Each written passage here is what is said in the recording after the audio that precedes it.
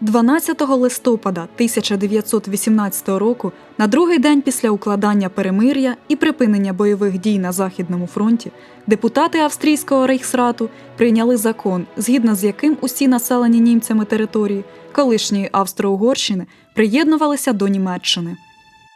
Через деякий час вибір австрійських німців був підтверджений плебісцитами, які відбулися в Тіролі і Зальцбурзі. 98 і 99% голосів відповідно. Проте Антанта негайно заборонила таке об'єднання, внаслідок чого було утворено окрему державу – Австрію, а решту населених німцями земель було поділено між Італією, Чехословаччиною та Угорщиною. Пізніше, 10 вересня 1919 року, між Антантою та Австрією був підписаний Сен-Жерменський мирний договір, 88 стаття якого прямо забороняла об'єднання Австрії та Німеччини. Заборону на об'єднання Австрії та Німеччини містили також статті Версальського договору. Заборону на об'єднання двох країн також було підтверджено Женевськими протоколами 1922 року. А в 1931 році Великобританія і Франція виступили проти навіть Митного союзу, який намагалися укласти між собою Австрія й Німеччина для спільного подолання наслідків економічної депресії. Відповідно до нових австрійських кордонів, населений одночасно італійцями і німцями Південний Тіроль опинився в складі Італії, що стало причиною напружених відносин між двома країнами. Італійська влада заборонила викладання німецької мови в школах та її вживання під час офіційних церемоній, що стало причиною різких взаємних заяв представників Італії з одного боку і Австрії та Німеччини з іншого. Політичне життя повоєнної Австрії характеризувалося гострою боротьбою між лівими і правими силами, які мали своїх власних бойовиків, а також втручанням в австрійські події Італії та Німеччини. У 1918 році в Австрії виникла і почала діяти австрійська компартія, але набагато більший вплив на події мали австрійські соціал-демократи. Перші великі сутички між лівими і правими відбулися в липні 1927 року, що привело до масових заворушень. Після приходу до влади в Німеччині націонал-соціалістів канцлер Австрії Енгельберт Дольфус почав остерігатися, що це може привести до влади австрійських націонал-соціалістів, які вважали себе частиною німецької націонал-соціалістичної робітничої партії.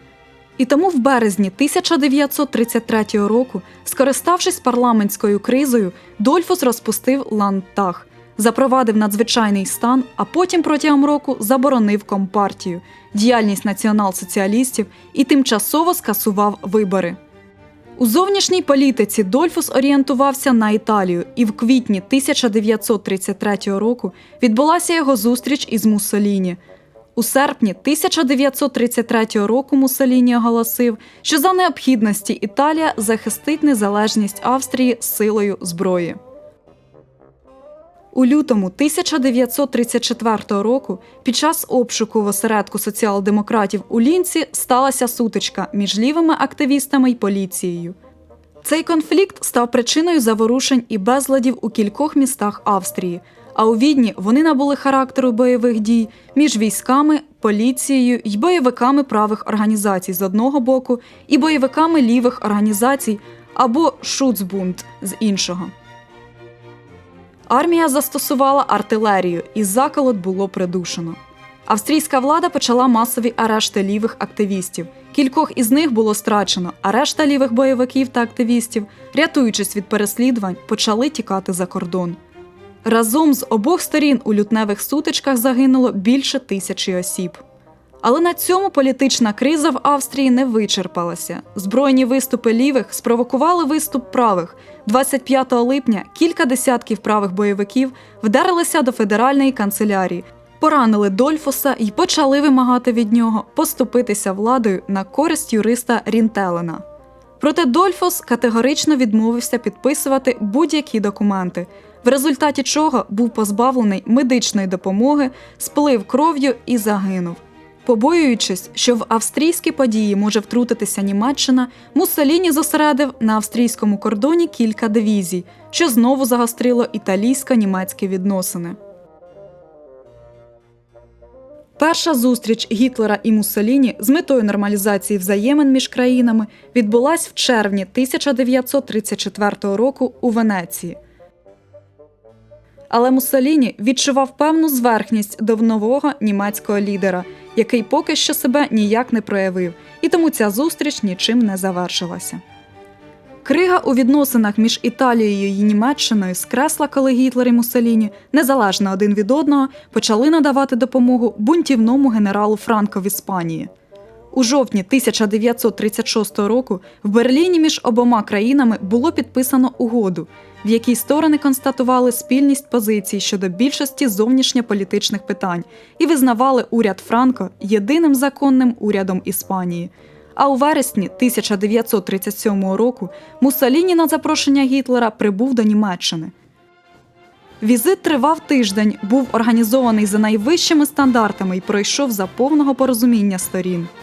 Муссоліні було продемонстровано кілька військових парадів, він оглянув військові заводи, відвідав Олімпійський стадіон у Берліні, а виступаючи з нагоди завершення візиту, заявив: «В особі Німеччини фашистська Італія знайшла вірного друга і йтиме зі своїм другом до кінця». Krieg oder Friede, können wir antworten, der Führer und ich, mit lauter Stimme, Friede! В листопаді цього ж року Італія приєдналася до підписаного напередодні між Німеччиною та Японією антикомінтернівського пакту. Після загибелі Дольфуса канцлером Австрії став Курт Шушніх. Він не підтримував ідеї об'єднання Австрії і Німеччини, а в зовнішній політиці, так само як і Дольфус, орієнтувався на Італію. Водночас вимога об'єднання німців в одній державі була записана першим пунктом у програмі Німецької націонал-соціалістичної робітничої партії. І тому вже в лютому 1938 року в Бергхофі відбулася зустріч Гітлера з Шушнігом. Під час розмови Гітлер в ультимативній формі висунув Шушнігу низку вимог. Зокрема, він вимагав призначити Зейс Інкварта, австрійського прихильника об'єднання, міністром внутрішніх справ. Усвідомлюючи, що вимоги Гітлера ведуть до аншлюсу, Шушнінг вирішив перешкодити його планам. Повернувшись до Австрії, він вирішив провести референдум, який був призначений на 13 березня.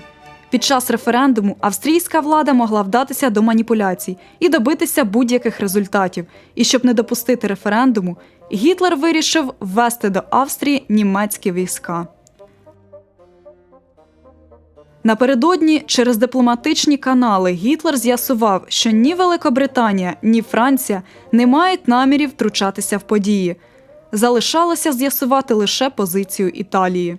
Увечері 11 березня відбулася телефонна розмова Гітлера з представником Муссоліні Філіппом Гессенським, який повідомив, що для Муссоліні австрійське питання є несуттєвим. Гітлер попросив передати Муссоліні, що він йому дуже вдячний. При цьому слова «я цього ніколи не забуду» Гітлер повторив кілька разів. 12 березня німецькі війська перетнули австрійський кордон і вступили на територію Австрії. Від Шушніга можна було очікувати будь-яких сюрпризів. І тому військам було надано інструкції всіма можливими способами уникати провокацій. Але це було зайвим, тому що австрійці радо вітали німецьких солдатів і зустрічали їх квітами. У другій половині дня до Австрії прибув Гітлер. Він відвідав рідний Лінц, виголосив коротку промову з балкона ратуші, а наступного дня поклав вінок на батьківську могилу. 15 березня у Відні на честь об'єднання Адольф Гітлер виступив із промовою перед кількома десятками тисяч слухачів. Свій виступ він завершив словами: «Я оголошую німецькому народові про виконання найважливішої місії свого життя. Як фюрер німецької нації і рейхсканцлер перед обличчям історії я заявляю про вступ моєї батьківщини до німецького рейху».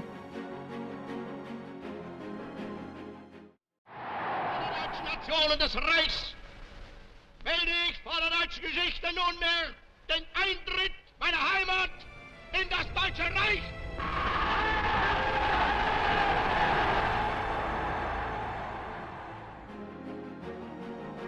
«10 квітня в Австрії і Німеччині відбувся плебісцит, під час якого за об'єднання проголосували 99,75% австрійців і 99,8% німців. Ні Ліга націй, ні Великобританія з Францією ніяк не відреагували на аншлюз, і лише Мексика та СРСР висловили протест.